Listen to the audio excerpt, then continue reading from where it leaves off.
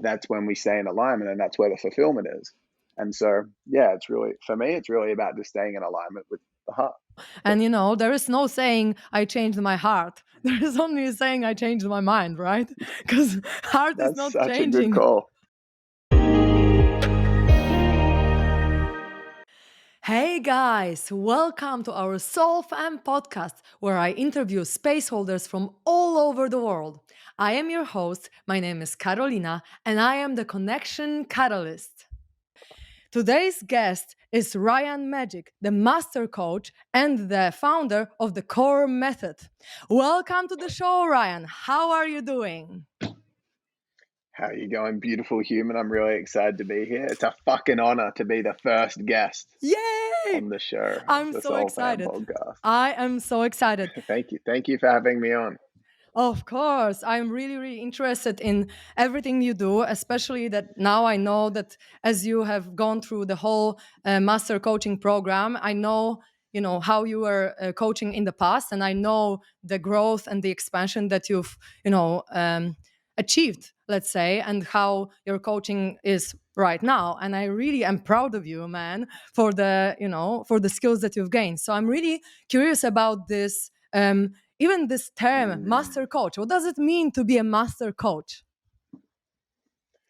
Yeah, well, I just made that up when you asked me, what do you want to bring on the show as your title? And I was like, I'm a fucking master. So it's not so much like master for me was just to try to demonstrate that I've done a lot of coaching and I really know my stuff in this realm. Because, for example, in the last certification program I did was a breathwork certification. The one before that, where I learned a lot of different modalities, there was like trauma release, internal family systems, somatic release work, emotional release work. There's so many different modalities. And so, yeah, for me, a master coach is someone that, to be honest with you, is embodied and then knows how to hold space and discern what's needed for the client at each time, which, oh man, it takes a lot. And I see it, the emotional, physical, and spiritual layers of reality, being able to have done a lot of work emotionally, and then the deep inner work, being able to have done a lot of work spiritually, and being able to, someone that's done a lot of work on the physical reality, like made a lot of things happen in their life across different areas. I feel like those three pieces, as the coach, having gone through them, so they can speak and understand and empathize and really know what it's like to have embodiment across the three layers. And so, yeah, I'll leave it there for now, but this is a huge topic that I feel like we could spend a lot of time discussing. Yes, and I'm really curious to hear about how do you determine which of all these tools are you using in the specific moment with the specific person? Like, how do you know? Yeah, when I get into a coaching situation, I really see there's two main elements. Like, one element is being present there and using intuition to understand what that person needs in that moment. So, for example, if somebody's like, like a client might come to call me, I've had all this stuff going in my relationship at the moment and my partner doesn't love me being able to go, cool, close your eyes down for a moment. Because I can acknowledge, they're actually really in their head and they need to feel what's going on in their body, and their emotions can guide us through the breakthrough, as an example of a micro skill. But then I also see that it's important to have like a macro understanding of where they're at on the journey of their life, of what they want in their life at the same time. Because what I did a lot of recently was practicing helping someone navigate through to get the deepest internal shifts in a coaching call, which could be using, like, I can use the discernment and my intuition in the moment as to, do I want to guide them to go and do some inner child work where they need to create some feminine safety? They need to be nurtured in a traumatic memory that they had a lot of charge around, or do I need to take them back and help do an inner child work and create masculine safety where they set boundaries to the person that caused trauma, like created the charge back in that? Or do I need to get them to forgive themselves? Or do we need to do some shame work and they need to have their eyes open and speak out something that they're ashamed about? Or do they need to do an emotional release or a somatic release? being able to discern what's needed in the moment's one thing, and I've really practiced a lot of how to navigate that. However, like, people can get into this personal development journey and continue to look for like the micro, the micro, the micro. I'm in it. I'm doing deep inner healing. I'm doing deep inner work without actually having someone hold space for where they're actually moving in their life at a macro level.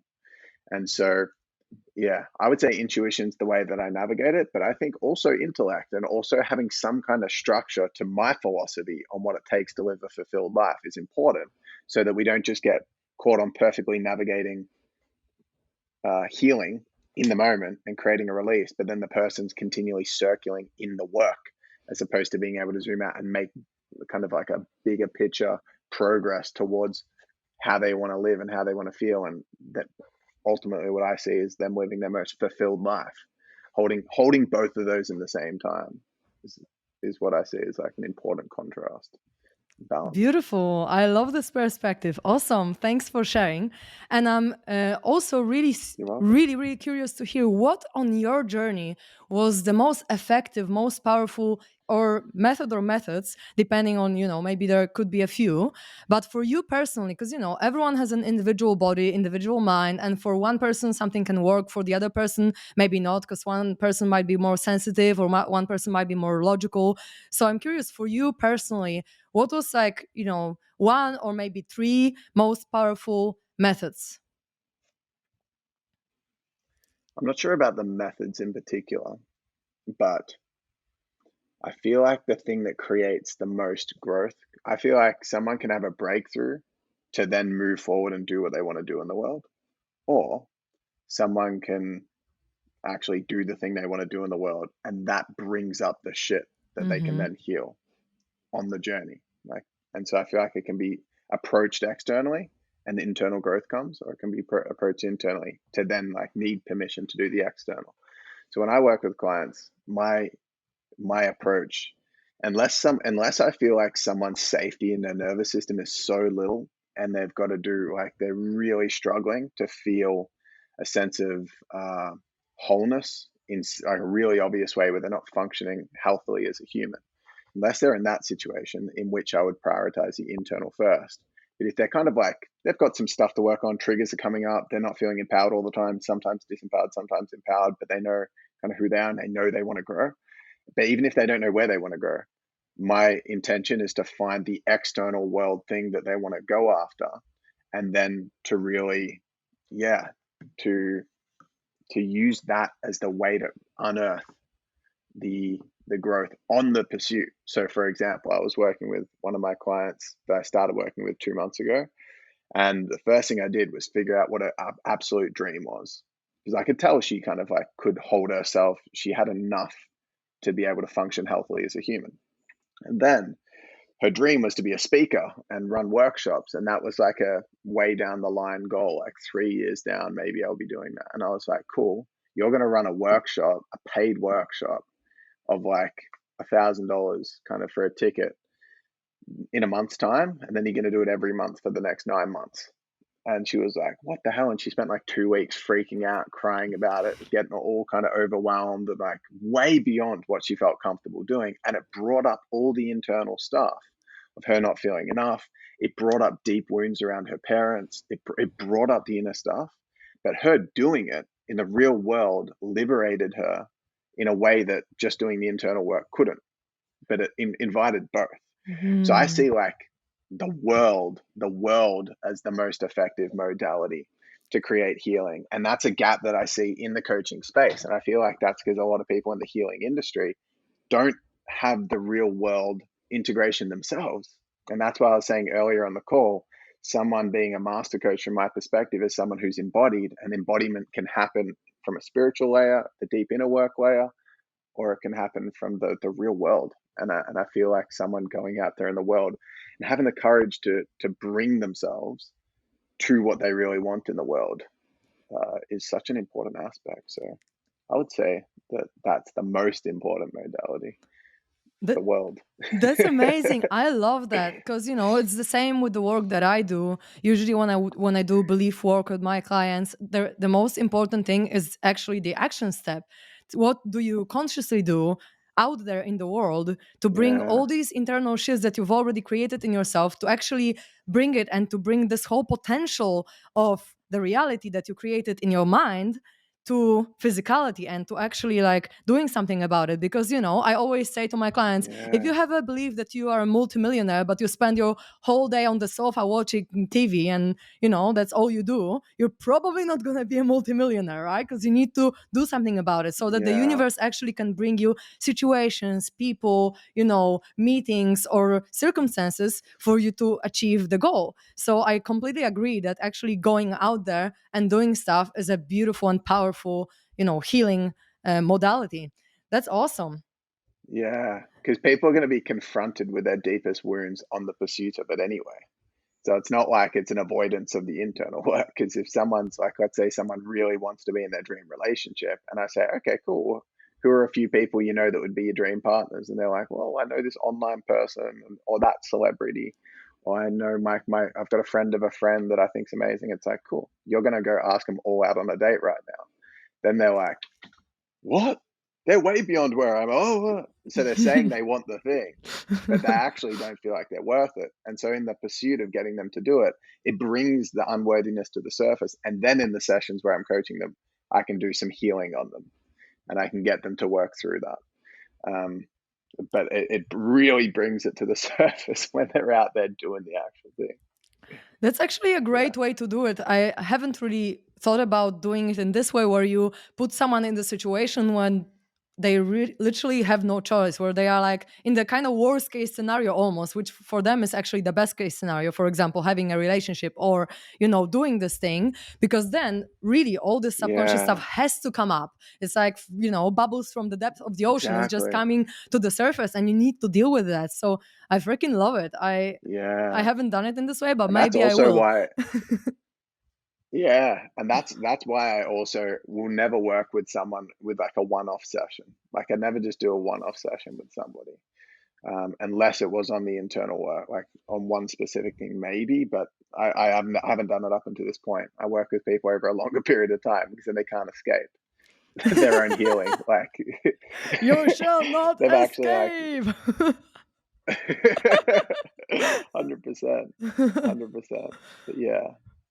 Yeah, but I've like recently I've felt like most modalities, if you look at like completion process or you look at Dr. John Demartini's work or NLP, a lot of the modalities in the healing and personal development, personal growth space come back down to healing our relationships with our parents because our parents are the biggest like bestowers of trauma usually in our lives.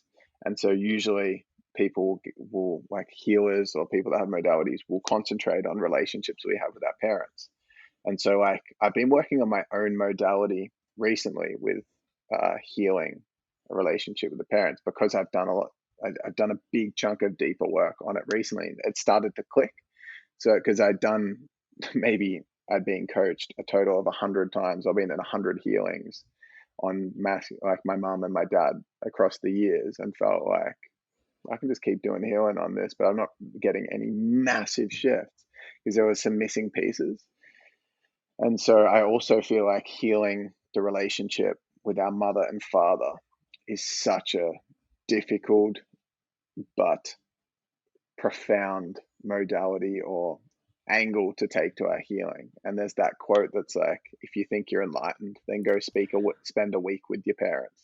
Oh And yeah. yeah, Oh yeah. I feel like that's That's what's up. a beautiful place to go.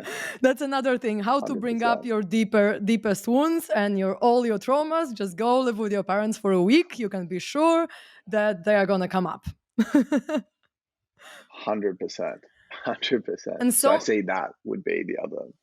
yeah, Yeah. and I completely agree. And like some people think that if they just like don't focus on their relationship with their parents, that it's all just sorted because they're gonna go and live, separately, and they're gonna go meditate, for hours a day and just be super zen. But the Yeah. truth is that there is always a part of us, there is this inner child, and this inner child always needs approval and love from the parents. So no matter how much we can distance ourselves from the parents, the part of us that still needs them in a way is within us. So it's kind of Yeah. as we were just suppressing some of our needs. And so yeah, I really vibe with that it's a very, very powerful tool. I'm experiencing it right Yeah. now living at home as well, and I feel like it's actually great because I can heal all these things that were triggering me probably for 20 plus years. And now living with my parents, with my mom Yeah. and my stepfather, it just all comes to the surface, and I'm actually super grateful. And that's another thing that I wanted to talk to you about, like the relationship to healing, because I feel like a lot of people, or at least I did on Mm. my journey, when I first started healing, I felt like I need to fix myself, like I have to heal myself because I have so much trauma, there's so much, so many beliefs I need to change. And right now I feel like my relationship is like, oh, I'm triggered, that's cool, because I'm gonna be free of this trigger, so I'm gonna be feeling lighter. And so having said that, what would be your advice to people who still are in this mindset of like, I need to fix myself, or I'm not enough, I need to heal? Yeah. I would say like most people that get into personal development do so because they've had particularly tough upbringings and it's come from necessity. That was certainly my experience, and a lot of my friends that are in the space can say the same thing. So it was almost like coaches are often the most wounded people in society, and that's what calls them to the work. But on the same token, like I see personal development used as a self-punishment tool so often. And it's almost like, let's say someone before they get into personal development, they're like, this is where I expect myself to be. This is where I am. Or maybe like, let's say they're in a normal job, in a relationship that's average, and they're just like, this is how life is. And so they're like, I'm meeting my expectations of where I feel like I should be. And then all of a sudden they go into a Tony Robbins seminar and it's like, you could be doing all this and your relationship could be better and you could heal this. It's almost like the gap between where someone is and where they think they should be is almost the size of the unhappiness that they choose to put themselves through. And so it can be really dangerous sometimes. And so I feel like being really careful and understanding that personal development and coaching and healing and spiritual development is an opportunity, but that you can feel like I've got these things that I call the core agreements or the four agreements, and I feel like the reason I created these was because for this exact reason. And the four agreements are fulfillment is within. Fulfillment is within. So understanding that no matter what is pursued in the real world, like if I dream of having this my perfect day, what does my perfect day look like? I could be, let's say it's doing all these crazy, awesome experiences and adventures with people that I really love. I could be with the people I really love, doing the craziest shit in the world, and I could be having a terrible emotional experience inside. And I often give people this like scenario. I'm like, would you prefer to be in a garbage tip with the partner of your dreams, having the most in the rain, in like a storm, having the most amazingly deeply connected experience ever with them for 30 minutes? Or would you prefer to be in paradise, in like your favorite location in the entire world, being but having the worst argument ever with your partner? And it's like clearly you'd rather be in the garbage tip having that beautiful experience. Mm. So like first and foremost, fulfillment is within. The second piece is like everything is perfect. And that's like really surrendering and having faith that you are where you are for a reason and you're exactly where you're meant to be. Everything is perfect. The third one is my heart knows, meaning that all the answers that you need are within you right now. And the fourth one is that I can handle anything. So any situation or scenario that I'm in that seems challenging, I know I've got the resources. I've got a 100% strike rate. Everything that's happened to me in my life, I survived if I'm alive right now. So it's like, I can literally handle anything. And so I feel like those being the foundation of healing can really support someone because it's easy to use it as a self-punishment tool. And that's a real something that I've experienced a lot of. And I still sometimes do if I learn a new modality. It happens less now, but I'm like, oh my gosh, I don't know what my personality type is in this thing and how I can best navigate it. And oh my gosh, I haven't done that type of healing before. I haven't done that plant medicine before. Maybe I still got all this growth to be done, and now it's going to be longer until I can feel good in who I am. And it's like that's me using these opportunities to experiencing a greater connection with myself as a punishment tool. That's a real shame. So my advice would be like, see it as an opportunity, not like a rule to feel good. Yeah, absolutely. I resonate with that so much. And I see it as like either you're coming from fear that you're not enough, that there is still something that you need to fix, or you're coming from love because if and excitement as well, because you can see healing like, oh my God, I'm gonna heal it. It's gonna be so good. And and you can see it as, oh my God, I still haven't done this, and oh, I still have so much work to do. And it can be overwhelming. And I feel like, I've been there. Mm, I felt this, I know how it feels to be like, oh, I'm so not enough. And then if you have this perspective, if someone comes to you and brings up maybe something that you hurt them with, or maybe a program that they see in yourself, some subconscious behavior or pattern, and they want to bring up for you, you go straight away into the defense mode because you cannot handle feeling like you're still not enough and you have even more to work through. And I've been there, but now I feel like, sometimes when I'm super vulnerable, of course, I'm not very receptive to feedback, but in everyday life, when I'm feeling good, I feel like for me, it's like, oh, I can be even better. I can have even more connection with this friend. I can have even more love for myself. I can, go through this and actually let it out. And then this whole filter of reality of this emotional charge will be lifted off me, or this belief can be changed, yeah, and then my life can be even better than it is now. So just bringing more yeah. excitement for what will come, and just focusing on like the positive future outcomes rather than like negative past, let's say, that what happened and that made us feel not good about ourselves. Yeah. Well, to be honest with you, Cody, like what you mentioned there around like, what would you say to people in their relationship with healing, like they're using it as a self-punishment tool? That's a whole reason I felt the pull or the motivation to create the core method, which I like. This big part of the core method is called the core compass. And it's kind of like a compass. What do I do in this moment to know where I'm going? Because I felt so confused at different times. Because if anyone that's listening to this is like me, I want to have it all. Like I want to feel peaceful, but I also want to feel really successful. I want to be really abundant. I want to be deeply connected and have the most amazing relationship. I want to go through and do the deep healing work, but I also want to experience all this crazy experiences in life. I want it all. And I felt so pulled in different directions in different times. It's like, do I meditate? Is that the secret? Because it's like, I know there's relevance. I know the feeling of that oneness, and I know the feeling of transcendence and being in the subatomic quantum world, and it feels amazing. But I also feels amazing to have deep friendships and relationships. But it also feels amazing to be on the pursuit of a goal and going through challenge and moving through that challenge. And it's like, what the fuck do I do?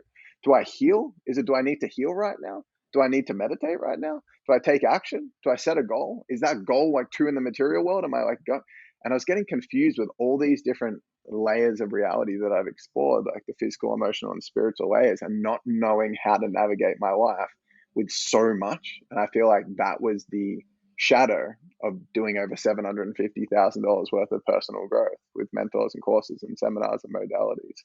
And so I created the core method for that reason, or the core compass being a big part of it. And the core compass is essentially like 3 steps that someone can use to live in their heart versus live in their head. I just distilled life down to like a way that I can litmus test. Am I am I doing the right thing? Am I doing a good job? Well, it's like, am I in my heart or am I in my head? And that became the like, I use that as my game now. It's like, so I'm either in my heart or in my head. And being in my heart is essentially being present. Being in my head is living in the past or living in the future. And it's also feeling, if I'm feeling stuck, I'm in my head. If I'm feeling free, I'm in my heart. And so the core compass is essentially like a 3-step process to, like, in any moment where I am feeling stuck, to be able to feel free again, live in my heart. And for me, that's the game. But what it takes to live in my heart is different in every situation. And so the 3 steps are, first and foremost, being aware that I'm stuck. That's like, awareness is the first step. And so at any moment where I'm feeling stuck, overwhelmed, triggered, grieving, anything where I feel stuck and overwhelmed, anxious, whether it's like heightened stuck, like anxious, overwhelmed, or whether it's more apathy and depression, like, or any kind of like experience where I'm just, or confusion, I'm stuck. First step, just being aware. And then as soon as I feel aware, I celebrate the awareness. holy shit, I just realized that I was in my head. I just succeeded already. And I feel compassion for the fact that if I'm ever in my head, it's my intellect's desire to try to create safety. So it's feeling unsafe. And so, first and foremost, awareness over the fact that I'm in my head. The second step is discernment. And it's using my connection to my heart, because the core method, core, C-O-R, is the Latin root word of courage. And core means heart. And the courage is the third step. I'll speak about that in a sec. But it's so important to the heart's got like every answer we could possibly need, which is why in the core four, like my heart knows is the third piece, is because our heart does know. But this is the thing that helped me, this second step of discernment. Whenever I was like, do I meditate? Do I break through? What the fuck do I do? I went, okay, cool. Well, first I need to have awareness that I'm stuck. And secondly, I need to discern what's needed in the moment. And there are four things that you can do. You can release or regulate. You can execute or experience. And so I realized that, and the presupposition of this whole method is that life's about living in the heart. That's the way that you win, is by living in the heart, because you could do so many different things. And you could be like, oh, I've got to heal, but you're going to heal for the rest of your life. You're going to need to do releases for the rest of your life. So it's like, in that moment, once you've become aware that you're stuck, then discerning what's needed now in this moment and feeling it to the heart. Do I need to regulate my nervous system? I need to upregulate, do some dance, do some affirmations. Do I need to like downregulate by just giving myself a hug or asking for a hug or making some breath sound and movement? Do I need to just quickly take some deep breaths? Like, do I just need to regulate my nervous system? Or do I need to like dissect, and there's something deeper here because I'm stuck, but this thing I'm stuck on, such a big fucking thing that keeps coming up. What's needed in this moment is I need to release. I need to dissect and go deeper and figure out, maybe I do a healing with a coach, or maybe I need to do parts work on myself, or maybe I need to do some inner child work right now, and I need to do something a bit more, an emotional release. I need to do something bigger. Do I need to just regulate, or do I need to release? Do I need to, and that's inward focused, or do I need to be outward focused and either experience, which I see as the receiving or the feminine? Like, what I'm needing right now is to fucking adventure. I need to go on an adventure. I need to have a bath and enjoy, or I need to watch a movie, or I need to sing with my friends, or that's what's really needed right now. That's what I'm needing to return back to my heart. Or do you need to execute? Do you need to have masculine action, which is the giving? Do I need to serve? Do I need to do a podcast? Do I need to do a Facebook Live? Do I need to plan? Do I need to like fix my diet, improve my diet? Like, do I need to take masculine action? And in the heart, the knowledge of the heart can bring forth what's needed. But for me, just understanding that they're the four options. Do I release or regulate? Do I execute or experience? And knowing that, then that's the discernment, step 2 of the core compass. The third step is then having the courage to execute, to actually do whatever the thing is. Because it takes courage to say, no, I need to hang out with friends right now. It takes fucking courage to do that. It takes courage to say, no, I've got to jump on that Facebook Live, or I need to put money down for that program, or I need to put money into Facebook ads, or I need to quit my job, or I need to say, like, leave that relationship. And then knowing that any one of those four things could be what's needed in that moment for you to return back to the heart. But if you can have awareness that you're in your head, discern what's needed, and then have the courage to execute it, then you're living back in your heart again. And knowing that what that presupposes, though, is that it's always ongoing. Like, you're then going to forget and go back to your head, and then you're going to go through the process again. And then you're going to be in your heart, and you can just enjoy it and just be present in your heart. But then you're going to get stuck again. You're going to feel stuck again. And then you can discern what's needed, be courageous and do it, and you'll be back in your heart again. And then you're going to forget, and you're going to feel stuck. And then you're going to have to discern what's needed, be courageous, and get back in your heart. And that's a process that I know that I'm going to be living through for the rest of my fucking life.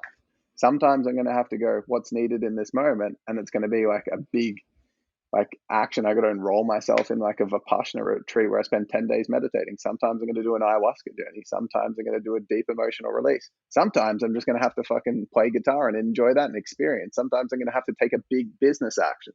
Sometimes I'm just going to have to regulate and move forward in my day. But it's like, what's needed in the moment for every different person is always different. And so just acknowledging that, and acknowledging that the journey is ongoing. It's never ending. And that for me gives me permission to go, it's not like I'm going to arrive because the core compass is always like, I'm always going to need to know what's next, and just enjoy it. And then like surrender into the courage of taking whatever that is, whether it's doing nothing, having the courage to do nothing, or it's the courage to do something. Arriving back in my heart, living in my heart is the answer. And that's not a finite destination. Mm.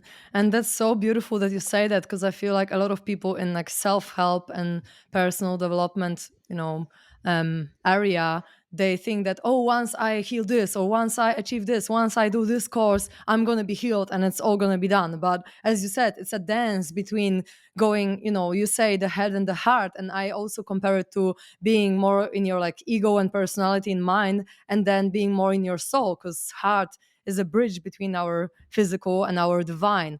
So it's kind of a dance, and it's always gonna be, because if we were Yeah. meant to be on this earth being completely in our soul without any programs, any traumas, anything like that, we would probably just not Yeah. incarnate on earth.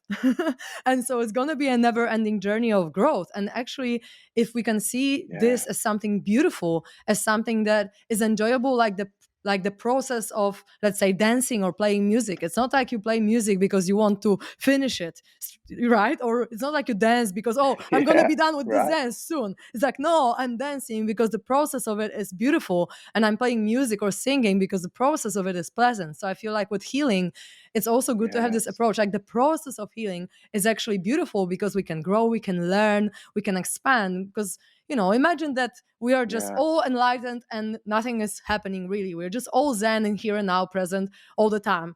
There would be no fun, really. I always say, like, almost as if it would Yeah. be a little bit boring, even because if we never had to achieve anything and like grow and expand, there would be no fun on earth. Yes. Yes. Yeah. 100% agree with that. And it presupposes as well that like there's something that's needed in that moment to stay in alignment with our heart. Because what you're just saying is like enjoying the process. Well, I feel like surrendering to going again, having that presupposition of everything is perfect. Like I'm exactly where I'm meant to be. Because if you listen to your heart discerns that you need to heal by doing an emotional release. There is nothing else that you could have been doing in that moment because your heart is telling you. This is why I like created this method, the core method, like in other words, the heart method, is because the heart has full integrity, meaning that the heart doesn't just change its mind. You don't feel into it and go, what do I know to be true? The heart knows. It doesn't just change its mind 5 seconds later. The head does. The head doesn't have integrity. The head's just throwing anything out there. It's kind of like someone that feels like it's about to die. Someone's being tortured, and it's like, do you know the information? It's like, no, yes, no, I don't. Yes, I do. It's this. And it's like, they'll do anything to stay alive. And so it can be like, yeah, I need to do that. I should be with that person. No, wait. No. I need to stay in my relationship. No, I need to be with the person. No, I need to stay in my relationship. I need to quit my job. Whereas the heart's just a deep sense of knowing. And so, and when we feel it and we know it, it doesn't change. Like it'll change over a long period of time. But in that moment, it's like, no, I feel that what's needed now is I need to fucking step into a healing right now.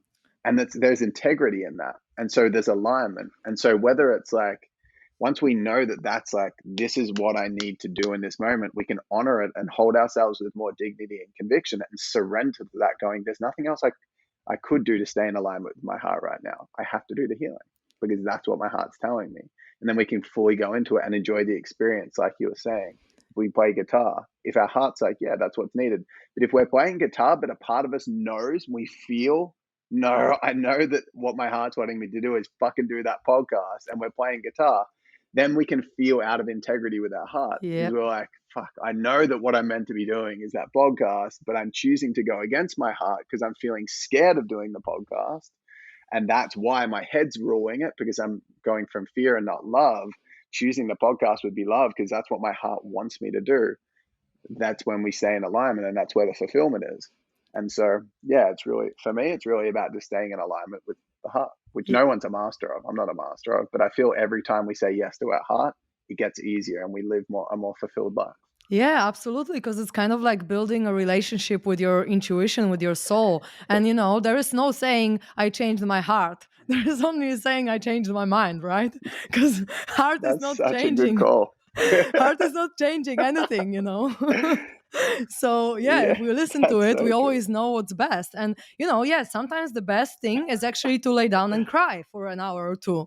Sometimes that's the best thing, and that's okay. And Yeah. sometimes when you have the whole day of work scheduled, maybe the best thing is actually to, yeah, as you said, hang out with friends or do something else, because this is going to be for our highest good and health in this specific moment. So yeah, I totally am all Yes. for listening to your heart, because really this is the most powerful energy center in our body. The biggest electromagnetic field that we can create is from the heart, not from the brain, right? So it's actually our biggest compass Yes. and guidance system. And if we can just take a moment every time before we make any important decision about our life to tune into our heart, I feel like if everyone did that before deciding about big things or anything really, we would live in a completely different world. It's so true. I love that. Yeah, it's like we don't say we changed our heart. We say we changed our mind. That's gold. Exactly, right? Yeah. So It's I such a good point. And yeah, you go. I was just going to say, for anyone that's listening right now, I really want you to hear that what Caro and I are both saying now is that you're your own healer. Like, you know better than we know. We're just sharing from our experience, and we might give you some clarity that you can choose to have help you in your life. But you know what's next for your life more than we know. We can't know what's next for you more than you do. Your heart's the one that has the answers. And that's what I really like about this core method, and why it's really helpful for me is because when I discern what's needed for myself and I know that I'm making a decision from my heart, I feel a sense of confidence. And I'm like, yeah, it doesn't matter who. Tony Robbins could come and say, I think you should do this. And I'm like, I don't really care what anyone else. It doesn't matter whether it's Tony Robbins or Oprah Winfrey or anyone, Teal Swan, saying I should do this, this, or this. My heart knows. And then the more that we build a relationship with our heart, the more that we have this sense of self, the stronger sense of self, a stronger connection to our confidence and self worth. And so, the you that are listening, if you can just listen into your heart the next time you're going to make a decision, whether it's what you're going to eat or whether you're going to leave your relationship or not, it's like your heart will give you an answer no matter what the situation is if you really listen. So, and you can do that. Yeah, absolutely. And I also believe in that, because a lot of people perceive healers as like, come and heal me. And it's like, no, you always heal yourself. Healer is just a guide or a facilitator or, someone who can help you A navigate the space holder. change. Yeah, space holder, exactly. But not actually the person who creates the change for you. But so what do you perceive as, like, how would you define holding space? Because maybe some people who listen to it, they don't know what it means. So how would you define that?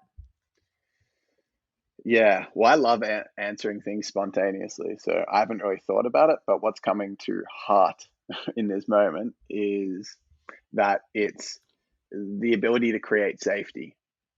So, like, Mm, holding space from my perspective, like, let's say there's a healer, and we're saying a healer is someone that facilitates or supports. I feel like, or holds space. I feel like what that means is creates enough safety that the person can then feel comfortable enough to go where they need to go, to choose what they need to choose, to decide what they need to decide, to move how they want to move. And mm, that's like way underestimated in the coaching and healing space, way underestimated. And from my perspective, if I was like helping someone who wants to become a really an amazing coach, and my job was to like take them from their level of coaching skills to like the best coach they could possibly build, one of the core things that I would focus on with them more than anything else is understanding how to create safety in the people that they're working with, and understanding how to create safety in themselves. And I feel like safety, like one angle of how you can look at safety is having awareness over what someone else needs. So it could be like, and we were talking about this on the podcast last night with Ricky and myself, where we're talking about friendships and what makes a good friend. And we're saying if someone brings problems to you, instead of like trying to solve the problems or fix the problems, asking the other person, hey, how can I best support you right now? And the presupposition there is like, I don't know. I don't have to try to guess. You know more than I do what's going to make you feel safer. Because for Mm. example, like we're very sensitive in the parts of life where we're healing. If I'm like going through a deep wound, a trauma, I'm in the most sensitive I could possibly be. I've got the most chance of feeling unsafe versus anything else in life. So it's like subtle differences can make me feel incredibly safe or unsafe. And if, as you know, because you know me really well, Kara, for me, for example, uh, if someone gives me advice in a moment where I'm feeling really sensitive, I'm going to feel ridiculously unsafe because my dad was constantly giving me feedback as a kid. So if someone's like, hey, you know, it's okay, just let it out, and they use that tonality, just let it out. For me, I'm instantly blocked and I'm not going to show any emotion for the rest of the call. Just Mm. let it out. I'm like, you're telling me what to do, which presupposes that I'm not doing the right thing, is what my inner child thinks. Mm-hmm. And so just having the subtlety and knowing the nuance and having such presence and such perceptive awareness around how your behavior to somebody else is impacting how their body is responding, how safe they respond, how safely they're feeling based on your like incredibly acute sensory acuity to what their experience is. Mm. On the same token, yeah, and for me, saying like you're doing a really amazing job makes me feel really safe. But to somebody else, like one of my really good friends, Greg, if I say you're doing a really good job, to him it feels really belittling. Like once I said, "Oh, that's awesome that you did that, man," and he said, "Oh yeah, do you want to give me a gold star too?" Like he's like, "Fucking, I feel so unsafe off the bat." For me, it feels awesome. For him, it feels really crippling. And Mm-hmm. the same thing where someone else could be just let it out. For them, that could be like, "Oh, thank you for giving me permission." For me, it's like, I really don't like that you told me what to do there. I feel really unsafe with that. And Mm-hmm. so I would say that like space holding from my perspective is an art that takes a lot of practice to become a master of. And that's what determines whether someone can feel safe around you, and for you to be a good space holder, is whether they feel safe around you. And there's a lot that goes into that. Yeah, absolutely. Because they need to trust you to actually open up next to you. And I feel like, what we're also talking about here is attunement, like massive attunement. Because as you said, for one person, it Yes. could be like an opening up. And for the other person, it could be something that instantly blocks them. And so I feel like, yeah, attunement. And also, what I would add to that is presence, what Yeah. you mentioned at the beginning. Because, Yes. like, without presence, there is no Yeah. space held, right? Because you need to be, in order to be fully attuned to the person, you really need to be present in every single second. Because even within seconds, someone's emotional state can change completely because they might go suddenly into their inner child. And then you need to react accordingly, right? You might need to nurture this Yes. person with your voice, or you might need to encourage this person. And so I feel like what you said plus massive presence, and I think it's really correlated with each other, is what space holding 100%. really Yeah. is. That's beautiful. And I feel like just this discussion is so valuable. It's so valuable. And it's underrated. It's like it's not given as much siggy as what we would say. It's not given as much kudos in society. Uh, being a really safe, well connected person. And to me that's like the foundation of an amazing romantic relationship. A really incredible because one quote that I came up with in response to feeling unsafe in a previous relationship was um, safety safety precedes fairy tales. Mm, So it's like before we like have this amazing business like friendship, or before we have this amazing intimate relationship, as a baseline we need to feel safe in each other's presence. And if any mhm. moment safety is compromised, we know that it's a foundational human need across like Maslow's hierarchy of needs. Safety is the bottom. Tony Robbins' 6 human needs. Certainty is the bottom, which is safety. Or like even Preston Smiles like needs model. Safety is Or the baseline. the So it's chakra like, model, right? Because root chakra is the safety chakra, and without yes, that, the energy cannot flow up. So if it doesn't, if you're not grounded in safety in your root chakra, you cannot even reach the heart, which is connection and love, right? Because the basic root is not yeah, open. yeah, you can't reach any other one. And that's like if someone points a gun at your head, nothing is relevant other than getting that gun away from your head. You don't think about what you're going to eat for dinner. You don't think about sex. You don't think about money. You don't think about your goals. You don't think about love. Nothing else matters. It It's would just, be really I'm funny if unsafe someone until did think about it, though. Imagine someone with a maybe they gun have point. like some kind of like wiring. They It's like, really get turned on by threats, and it like triggers them into they get an erection. I just imagine this. Imagine someone with It's a gun to possible. like, I feel like eating carbonara today. It would be so funny. You could probably wire someone like that as a kid. You get like a water pistol and like point it at like a 2-year-old child, and like every time you hand them carbonara, you like point a gun at their head, and then the association gets wired. It's possible. Yeah, maybe. All right, we have a few minutes left, and I'm super curious to hear a little bit more about the core method because you mentioned some elements of that. But if you would like to share a little more about it, I would be super glad if you could. Cool. Well, I love this. And I'm just going to pre-frame that the core method is something that I cognized, but that flowed through me and was gifted to me from the universe or from God or however we want to frame that. And I feel so much reverence and like gratitude for it because, like I said earlier, it helped me. And I still haven't fully embodied it, to be clear. It's like I first cognized it maybe a year ago. And for the last year, I've been using it, forgetting about it, changing it, improving it, just like playing with it. But the essence behind it is having a way to like know what is gonna like creating some direction to the feminine flow of healing and personal development. Because for me, I was really struggling with the idea of just surrender, flow, and meditate and enjoy the experience, but then also set goals because the challenge feels good. Just all the things like I mentioned earlier. And for me, it just created a new compass of like my heart. Being in my heart means that I'm winning. Like that's the thing that gives me everything. Because if I'm in my heart, I feel peaceful. If I'm in my heart and I'm following my heart and I'm discerning, like sometimes I'm taking action from a masculine standpoint, sometimes I'm enjoying and receiving from a feminine standpoint. Sometimes I'm doing the deep inner work.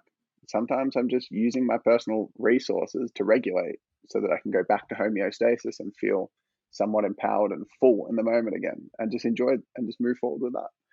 And so for me, it's like the purpose of it was creating direction and knowing that like being in my heart is the ticket to fulfillment. Because I think all those different goals of like, is it peace that I'm looking for?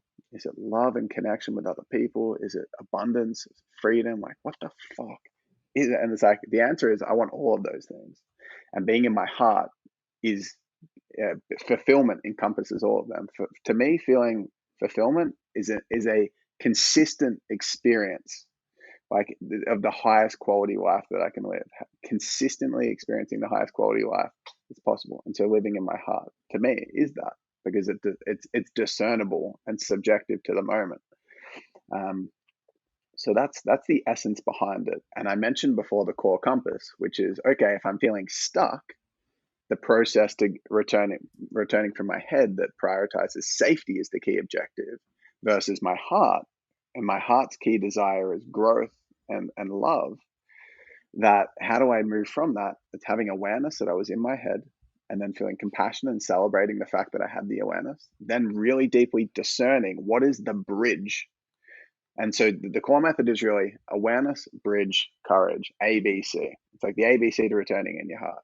It's like, what's the bridge in this moment from being stuck right now, which is going to be different the next time I'm stuck. But in this time, then using discernment to discern the bridge required, whether it's regulating, releasing, executing, or experiencing, and then having the courage to take action to return back to the heart. That's kind of the ongoing way to use the core method. But there's also a series of of foundational pieces that I believe just allow us to more proactively live more in our heart. Things that we can do that are just more heart-orientated habits. So, for example, one of the foundations to being more proactively in the heart, to me, is having a consistent meditation practice. There's like 5 key foundations. One's meditation. One is having really good health. And for me, health is through the acronym SHED, which is essentially good quality sleep, hydrating, exercise, and diet. And just they're just the, I feel like if these four things, if any one of these four things is out of whack, then we're going to be like the repercussions of it. We're going to be in our head, stressed, stuck, confused. Like if you get 1 hour's sleep, nothing else matters other than just like resting. Yep. Nothing is going to like pour more from our heart than that. Or if you're having sugar all the time and overeating and eating processed food, you're not going to remedy that through anything other than like improving your diet. Or if you're just not hydrating, there is nothing else that's going to improve the situation more than hydrating. Or if you're not moving your body at all and you're still all the time, there's nothing that's going to remedy that more than like finding the form of movement that suits your body. So exercise is like another foundational piece that can just really help us get in our heart more proactively. So you're less stuck, less often. You don't have to use that process of awareness, bridge, and then courage. Then you've got your quality of your relationships. And so for me, that is like mastering the core skills that enables you to be an amazing someone that can really deeply and safely connect with other people. I'm not going to go unless you want to ask more questions around that later, but we don't have a huge amount of time. But essentially mastering communication, conflict resolution, and connection with people. And then you've got, this one's a big one, ego traps. So essentially addiction, distractions, like any one of these, again, these like the core foundations, it's essentially you can, without it or with one of these things being out, it could impact your life to be in your head and to feel stuck and to feel confused more than anything else. So for example, sugar is like an ego trap. Binge watching TV is an ego trap. Smoking cigarettes, ego trap. Alcohol, ego trap. Porn, ego trap. Gossiping, ego trap. So it's like, while any of these things, or substance abuse, ego trap. Social media, and like, because all these things are addictions that pull us into our head. Because what happens is they're used by our body as distractions from our deeper emotional pain. And so we become addicted to it because we've got to keep pushing the emotions down. And like the addiction, and once we become reliant on an addiction, it loses its power to change our sensory experience because we normalize that addiction. So let's say it's binge eating. If I right now smashed a bunch of fast food, it would completely change my state because my body's really sensitive. If I was having it all the time and it got used to like hardcore processing this fast food, it would start to lose its ability to change my sensory experience, which means it's not as effective at distracting me. And then I need to layer in more addictions. Mm-hmm. I can just keep layering them in. It's this downward spiral that like has us living in an embodied state of fear and feeling stuck. So anyway, there are some proactive things as well that people can do. But if anyone's actually interested in learning more about the core method, I've got a bunch of trainings on it for free that you can find through my Instagram. So just send me a message saying core method to @TheRyanMagic on Instagram. And I'd love a message anyway. And I'll just send you a bunch more training on it because it's very, as you can tell, it's very thorough and extensive. And it's very simple when you get into it, but it takes some like going through the complexity to understand the simplicity. That's amazing. I love that. I love that, man. Thank you so much for this explanation. It was super interesting. You're so welcome. And for the last few minutes, I would like to ask you, what is your number one advice for all the coaches out there, you know, maybe with not as much experience as you as a coach, because you've been doing it for years now and you're really, you know, really a master coach now. So what is your number one advice for all the people who listen, whether they are healers or coaches, to really, you know, up-level the skills or the space holding ability, dare I say it? Yeah, it's a great question, Kara. And thanks for asking, because I feel like the place in which that's coming from is creating the opportunity for the coaching industry to prioritize integrity at a higher level. And a lot of people don't ask that question. And I wasn't even asking myself that question until the last few years, probably the last 2 years, because my experience was being the coach's coach, helping coaches grow their businesses. And at that point, I was still coaching a lot of people, and sure, I was still like improving on some level, more the physical layer of reality, the embodiment piece there, like really going out there, being courageous and proving that I can take a bunch of action in the world. And so that was helpful. but I wasn't prioritizing becoming a better coach. And so Mm. I would say there's three areas, like factors to becoming a really good coach that someone could take into consideration. Practicing, Mm-hmm. improve, like learning more about your skills, which I'd say like is creating the capacity to be a better coach, putting that into practice, which is using that capacity. Mm-hmm. And then you have the third factor, which is the embodiment piece of their own approach to life. So I Mm. would say like you can either improve coaching skills, so do a coaching certification, learn more about coaching. You can improve your own life, and both of those increase your capacity to be a good coach. But then practicing coaching then allows that capacity to be a good coach to be like gained and grabbed. Like you got to actually put it into practice. And so I reckon you could easily just litmus test or just test someone and just get them to fill out a really quick quiz and just be like, what's the area that's most growth for you? Is it that you just don't have many coaching hours on the board? Then practice. Is it that you really kind of like suck at, you got zero connection to spirituality? And here's the thing though, when it comes to the embodiment piece, you can coach on the areas you're less embodied at. So let's say you haven't touched spirituality at all, which I very much doubt if you're listening to this podcast based on the name of it. But let's say, for example, you really struggled with finances your whole life. You're single, you're overweight, and it's like, and you've struggled to have good relationships, and so it's like your material world, like physical layer of reality, the embodiment into that thing sucks shit. Like you're not really living embodied at all. So it's like you're not that inspiring as a coach if your life kind of reflects this Mm-hmm. disempowering looking life.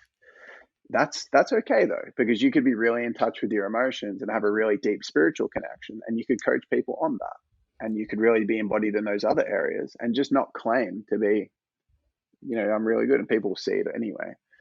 And so you Yeah. can have some embodiment in those other areas, practice a bunch of coaching, but you got to discern, do I have no coaching skills? So maybe I need to do a coaching certification or just start researching ways, like in research, somatic release work, emotional release work, deep trauma work, different ones like, two modalities, completion process and Psych K.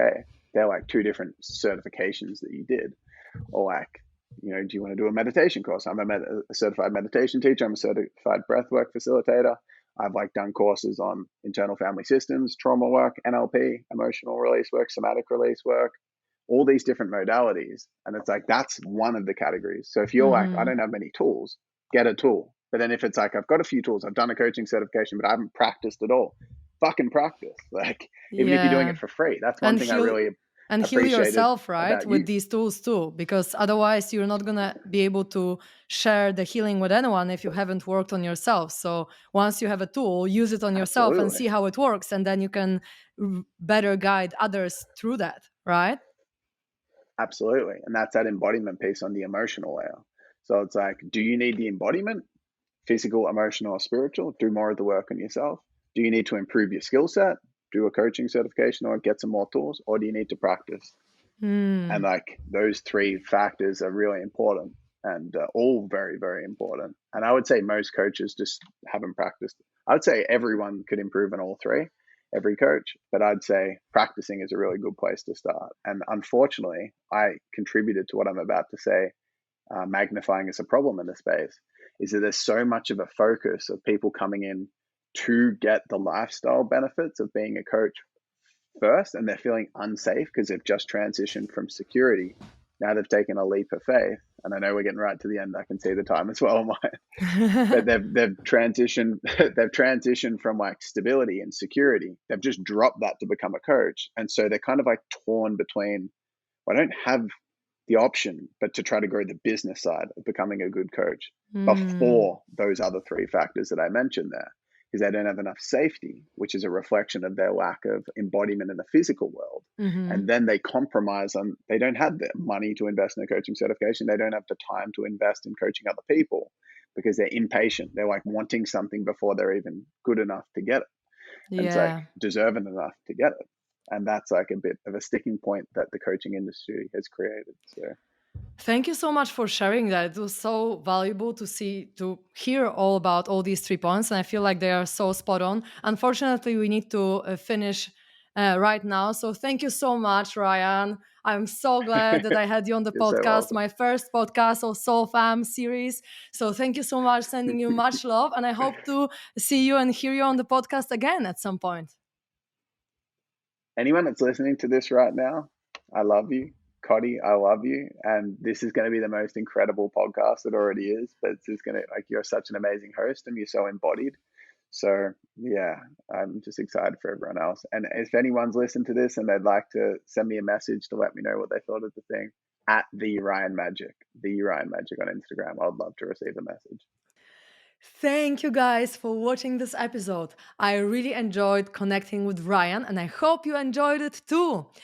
I just want to let you know that we are in the process of building the directory of spaceholders on soulfam.com. Virtually all the guests that I've interviewed are going to be listed there. So subscribe and stay tuned to be notified when that's live. I wish you a wonderful day, and I'm sending you lots of love.